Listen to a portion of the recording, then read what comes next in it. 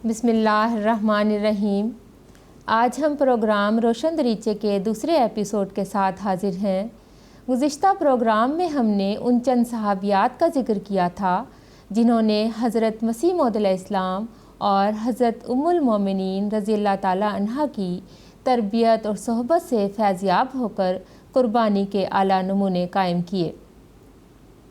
آگے بھی ہم اس پروگرام میں کچھ باتیں اور کچھ یادیں کے حوالے سے ان ہستیوں کا ذکر خیر جاری رکھیں گے جنہوں نے احمدیت اور لجنہ کی تاریخ میں نمایاں کردار ادا کیا۔ حضرت خلیفۃ المسیح ثانی رضی اللہ تعالیٰ عنہ کا عہد خلافت مستورات کے لیے ایک نہایت مبارک دور ثابت ہوا۔ آپ نے عورتوں کی تعلیم کی طرف خصوصی توجہ دی اور سب سے پہلے حضور نے حضرت خلیفۃ المسیح الاول رضی اللہ تعالیٰ عنہ کے درس کو عورتوں میں شروع فرما دیا۔ پھر 1922 عیسوی میں لجنہ مائلہ کی تنظیم کی بنیاد رکھ دی۔ ابتداء میں 14 ممبرات اس کی رکن بنی۔ اس تنظیم کی سب سے پہلی صدر حضرت سیدہ محمودہ بیگم صاحبہ حرم حضرت خلیفۃ المسیح ثانی رضی اللہ تعالیٰ عنہ بنی۔ لجنہ مائلہ کے قیام کے بعد پہلا اجلاس حضرت اماں جان رضی اللہ تعالیٰ عنہ کے زیر صدارت ہوا اور صدر لجنہ مائلہ کے انتخاب کے بعد حضرت اماں جان رضی اللہ تعالیٰ عنہ نے حضرت سیدہ محمودہ بیگم صاحبہ رضی اللہ تعالیٰ عنہ کا ہاتھ پکڑ کر کرسی صدارت پر بٹھایا۔ آج ہم انہی خاتون مبارکہ کی سیرت کے کچھ پہلو اجاگر کریں گی۔ آپ کا وجود خاندان حضرت مسیح موعود علیہ السلام میں حضرت اماں جان رضی اللہ تعالیٰ عنہ کے بعد ایک خاص حیثیت رکھتا ہے۔ آج میرے ساتھ اس پروگرام میں محترمہ رانا تبسم صاحبہ اور محترمہ امت المتین صاحبہ شریک گفتگو رہیں گی۔ میں آپ دونوں مہمانوں کا خیر مقدم کرتی ہوں۔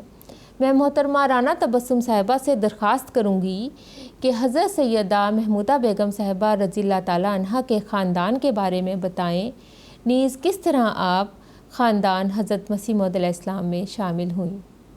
حضرت سیدہ محمودہ بیگم صاحبہ رضی اللہ تعالیٰ عنہا حضرت مسیح موعود علیہ السلام کے ایک مخلص صحابی حضرت خلیفہ رشید الدین صاحب رضی اللہ تعالیٰ عنہ کی بڑی صاحبزادی تھیں۔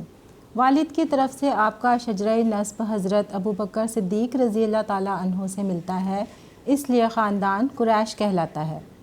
آپ کے دادا خلیفہ حمید الدین صاحب اپنے زمانے کے بہت بڑے عالم، متقی، پرہیزگار اور شاہی مسجد کے امام تھے۔ آپ قرآن مجید سے بے انتہا عشق و محبت رکھتے تھے۔ انہوں نے اپنے سب لڑکوں کو حافظ قرآن بنایا۔ چنانچہ آپ کے دادا، پردادا، چچا، نانا، پھوپھی سب ہی حافظ قرآن تھے۔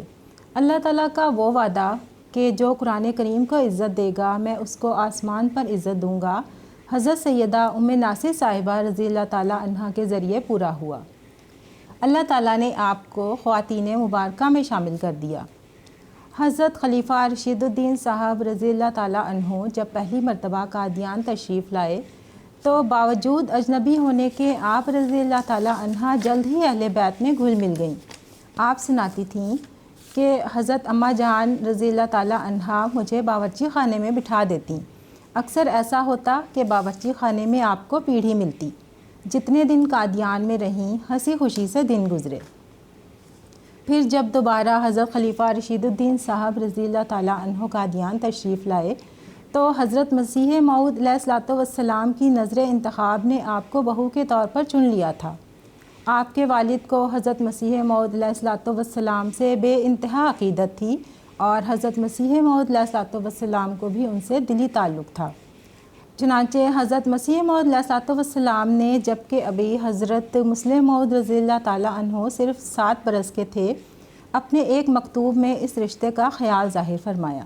آپ نے حضرت خلیفہ رشید الدین صاحب رضی اللہ تعالیٰ عنہ کو چند ہفتے استخارے کے لیے فرمایا کہ ہر کام استخارے اور اللہ تعالیٰ کی مرضی سے ہو۔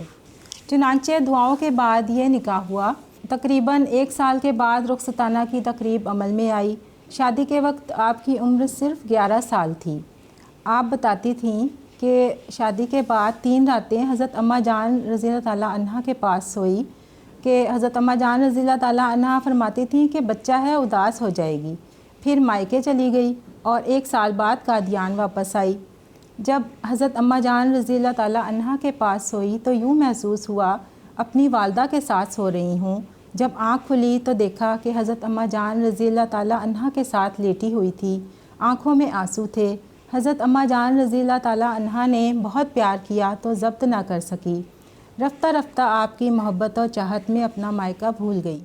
جزاکم اللہ۔ اللہ تعالیٰ نے خواتین مبارکہ کے متعلق حضرت مسیح موعود علیہ السلام سے وعدہ فرمایا تھا کہ تیرا گھر برکت سے بھرے گا اور میں اپنی نعمتیں تجھ پر پوری کروں گا، اور خواتین مبارکہ سے جن میں سے بعض کو تو اس کے بعد پائے گا، تیری نسل بہت ہوگی اور میں تیری ذریت کو بہت بڑھاؤں گا اور برکت دوں گا۔ چنانچہ اس لحاظ سے اللہ تعالیٰ کے وعدے کے مطابق آپ حضرت مسیح موعود علیہ السلام کی زندگی میں ہی آپ کی بہو بنی، اور اللہ تعالیٰ نے حضرت مسلم موعود رضی اللہ تعالیٰ عنہ کو سب سے زیادہ اولاد آپ کے بطن مبارک سے ہی عطا فرمائی۔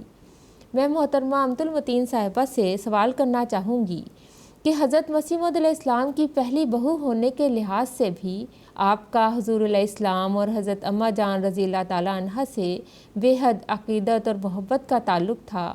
حضور علیہ السلام اور حضرت اماں جان رضی اللہ تعالیٰ عنہ کا آپ کے ساتھ کیسا تعلق تھا، اس بارے میں کچھ باتیں ناظرین کو بتائیں۔ حضرت سیدہ محمودہ بیگم صاحبہ رضی اللہ تعالیٰ عنہ کے والد چونکہ حضرت مسیح موعود علیہ الصلاۃ والسلام سے بے انتہا محبت اور عقیدت رکھتے تھے، اور اس رشتہ سے پہلے سے ہی آپ کے پاس برکت اور ملاقات کے لیے آتے رہتے تھے۔ حضرت سیدہ محمودہ بیگم صاحبہ رضی اللہ تعالیٰ عنہ بتاتی ہیں کہ ایک بار جب وہ حضور سے ملاقات کے لیے قادیان آئے، آپ بھی والد صاحب کے ہمراہ تھیں۔ حضور علیہ السلام پر نظر پڑی تو اس قدر اثر پڑا کہ آنکھ اٹھا کر دیکھ بھی نہ سکی، یعنی بچپن سے ہی آپ کے دل میں احمدیت اور حضرت مسیح موعود علیہ الصلاۃ والسلام کے لیے محبت بیٹھ چکی تھی۔ شادی ہو کر جب گھر آئیں تو حالانکہ چھوٹی عمر تھی مگر انتہائی سمجھدار تھیں۔ شرم و حیا اس قدر تھی کہ گھر میں ہر وقت دوپٹہ لپیٹ کر رکھتیں۔ حضرت نواب مبارکہ بیگم صاحبہ رضی اللہ تعالیٰ عنہ بیان کرتی ہیں کہ دوپٹہ بہت لپیٹ کر اوڑھے رکھنا ان کا طریق تھا، جسے پنجابی میں دوہری بکل کہتے ہیں۔ اب لڑکیوں نے شاید یہ طریق دیکھا بھی نہ ہو، حالانکہ اس وقت گھر میں پردہ کرنے والا کوئی خاص ہوتا بھی نہ تھا۔ حضرت مسیح موعود علیہ الصلاۃ والسلام کی خدمت میں پیش رہتیں۔ حضور وضو فرماتے تو لوٹے سے پانی ڈالنے لگتیں، کوشش ہوتی کہ حضور کا کوئی نہ کوئی کام کروں۔ آپ کے بیٹے صاحبزادہ مرزا رفیق احمد صاحب فرماتے ہیں کہ آپ کو ایک بات کا بہت رنج تھا، جس کا ذکر بار بار کرتیں کہ مجھے جب بھی کسی چیز کی ضرورت ہوتی تو میں حضرت مسیح موعود علیہ الصلاۃ والسلام کے پاس جاتی اور بلا جھجک مانگ لیتی۔ حضور بھی فوراً دے دیتے تھے، بلکہ اکثر خود بلا کر بھی دیتے تھے۔ آپ فرماتی ہیں، افسوس وہ روپے میں جمع کر لیتی تو میری اولاد اس تبرک سے برکت حاصل کرتی۔ جب آپ کے پہلے بیٹے پیدا ہوئے تو حضرت مسیح موعود علیہ الصلاۃ والسلام نے آپ کو اپنی قمیض اور اپنی پگڑی دی اور کہا اس کے کپڑے بنواؤ۔ آپ نے حضور کے ان تبرکات کو اپنے آخری وقت تک سنبھال کے رکھا۔ پارٹیشن کے بعد جب لاہور گئیں تو حضور کے تبرک سنبھال کر لائیں۔ غرض کے اس مقدس خاندان کی بہو ہونے کا آپ نے حق ادا کیا۔ حضرت اماں جان رضی اللہ تعالیٰ عنہ سے بھی بے حد محبت کرتی تھیں۔ آپ کا پہلے نام رشیدہ تھا۔ شادی کے بعد حضرت اماں جان رضی اللہ تعالیٰ عنہ نے فرمایا، آج سے تمہارا نام رشیدہ نہیں بلکہ محمودہ ہے۔ اس کے بعد آپ ہمیشہ محمودہ ہی رہیں۔ حضرت اماں جان رضی اللہ تعالیٰ عنہ کی بھی بے حد شفقت تھی۔ جب کبھی آندھی بارش آتی تو کم عمر ہونے کے باعث حضرت اماں جان رضی اللہ تعالیٰ عنہ اپنی چارپائی آپ کے پاس لے آتیں کہ کہیں ڈر نہ جائے۔ آپ بھی حضرت اماں جان رضی اللہ تعالیٰ عنہ سے عشق کی حد تک محبت کرتی تھیں اور بہت ادب و احترام تھا۔ دیکھا جائے تو کم عمری میں ایسی عقل ہونا کہ نبی کے خاندان کے فرائض اور عزت و احترام کے تمام تقاضوں کو پورا کرنا کوئی عام بات نہیں تھی۔ یقیناً آپ ان اوصاف کی بچپن سے ہی مالک تھیں۔ حضرت مسیح موعود علیہ السلام کی بہو بن کر اور حضرت مسلم موعود رضی اللہ تعالیٰ عنہ کی بیوی بن کر ایک بھاری ذمہ داری آپ پر تھی۔ ان تقاضوں کو پورا کرنا، پھر بحیثیت ایک خلیفہ کی بیوی کے عورتوں کے لیے اپنا نمونہ قائم کرنا اور پھر گھریلو ذمہ داریاں بھی۔ میں محترمہ رانا تبسم صاحبہ سے جاننا چاہوں گی کہ حضرت سیدہ محمودہ بیگم صاحبہ رضی اللہ تعالیٰ عنہ کسی مدرسے میں تو نہیں پڑھی تھی، آپ کی تعلیم کیسی تھی؟ آپ نے کس طرح دینی خدمات سر انجام دیں؟ حضرت ناصر صاحبہ اگرچہ اسکول میں نہیں پڑھی تھیں، مگر تعلق ایسے دینی گھرانے سے تھا جو عاشق اور حافظ قرآن تھے۔ پھر چھوٹی عمر میں ہی حضرت مسیح موعود علیہ الصلوۃ والسلام کے خاندان میں آ کر اور حضرت مسلم موعود رضی اللہ تعالیٰ عنہ کی بیوی بن کر آپ نے بہت کچھ سیکھا۔ آپ نے سینکڑوں بچوں کو قرآن کریم پڑھایا۔ تاریخ لجنہ میں آتا ہے کہ آپ کے پاس 6-7 لڑکیاں باقاعدہ قرآن مجید، عربی اور کتب حضرت مسیح موعود علیہ الصلوۃ والسلام پڑھتی تھیں۔ آپ مضامین بھی لکھتی تھیں۔ رسالہ احمدی خاتون میں آپ کے کئی مضامین ہیں۔ جلسہ سالانہ کے موقع پر بھی آپ کی خدمات باقاعدہ ہوتی، ناظمہ کا عہدہ سر انجام دیتی۔ پھر دینی خدمات میں آپ کو ایک بڑا فخر یہ حاصل ہے کہ قیام لجنہ سے وفات تک لجنہ کی صدر رہیں، اور ایک اور بڑا فخر آپ کو یہ حاصل ہوا کہ لوائے احمدیت کے لیے جب صحابیات نے سوت کاتا تو آپ نے بھی اس میں حصہ لیا۔ آپ کی بڑی قربانی ہر تحریک میں بڑھ چڑھ کر حصہ لینا تھا۔ حضرت مسلم موعود رضی اللہ تعالیٰ عنہ نے جب عورتوں کو اپنے ہاتھ سے کام کر کے چندہ دینے کی تحریک کی تو آپ رضی اللہ تعالیٰ عنہ نے بھی اپنے ہاتھ سے دوائی بنا کر فروخت کی اور اس آمد کو چندہ میں دیا۔ تحریک جدید میں بھی آپ کا چندہ بڑھ چڑھ کر ہوتا تھا۔ یہاں میں آپ کی ایک بڑی قربانی کا ذکر کرنا چاہوں گی جو کہ اخبار الفضل سے تعلق رکھتی ہے اور اپنی مثال آپ ہے۔ حضرت مسلم موعود رضی اللہ تعالیٰ عنہ نے جب اخبار الفضل جاری کرنے کا سوچا تو روپے کی بڑی ضرورت محسوس ہوئی۔ فوری انتظام مشکل تھا۔ حضرت ناصر صاحبہ کو جب اس کا علم ہوا تو آپ نے اپنا زیور حضور کو دے دیا کہ اگر اس حقیر زیور کے بدلے اسلام کی کوئی خدمت ہو سکے۔ حضرت مسلم موعود رضی اللہ تعالیٰ عنہ نے آپ کی اس قربانی کا ذکر یوں فرمایا کہ خدا تعالیٰ نے میری بیوی کے دل میں مدد کی اس طرح تحریک کی جس طرح خدیجہ کے دل میں حضرت رسول کریم صلی اللہ علیہ وسلم کی مدد کی تحریک کی تھی۔ انہوں نے اس امر کو جانتے ہوئے کہ اخبار میں پیسہ لگانا ایسا ہی ہے جیسے کنویں میں پھینکنا، اپنے 2 زیور مجھے دے دیے کہ ان کو فروخت کر کے اخبار جاری کر دوں۔ یہ وہ ابتدائی سرمایہ الفضل تھا۔ الفضل اپنے ساتھ میری بے بسی کی حالت اور میری بیوی کی قربانی کو تازہ رکھے گا۔ صرف یہی تحریک نہیں، ہر تحریک میں بڑھ چڑھ کر حصہ لینا اور چندہ کی ادائیگی میں باقاعدہ تھی۔ حضرت مسلم موعود رضی اللہ تعالیٰ عنہ نے جب جماعت کو تحریک کی کہ ہر شخص کوئی چھوٹا سا کام بھی اس غرض سے کرے کہ اس کی ساری آمدنی تبلیغ اسلام کے لیے پیش کر دے، تو اس پر بھی حضرت ناصر صاحبہ رضی اللہ تعالیٰ عنہ نے والہانہ لبیک کہا۔ آپ نے جلسہ کے موقع پر جو دکانیں لگتی تھیں ان میں پان فروخت کر کے رقم چندے میں دی۔ دین کی خدمت کی کیسی بے قراری تھی آپ کے اندر کہ کسی بھی رنگ میں خدمت دین ہو سکے۔ حضرت سیدہ ناصر صاحبہ رضی اللہ تعالیٰ عنہ بے شمار خوبیوں کی مالک تھیں۔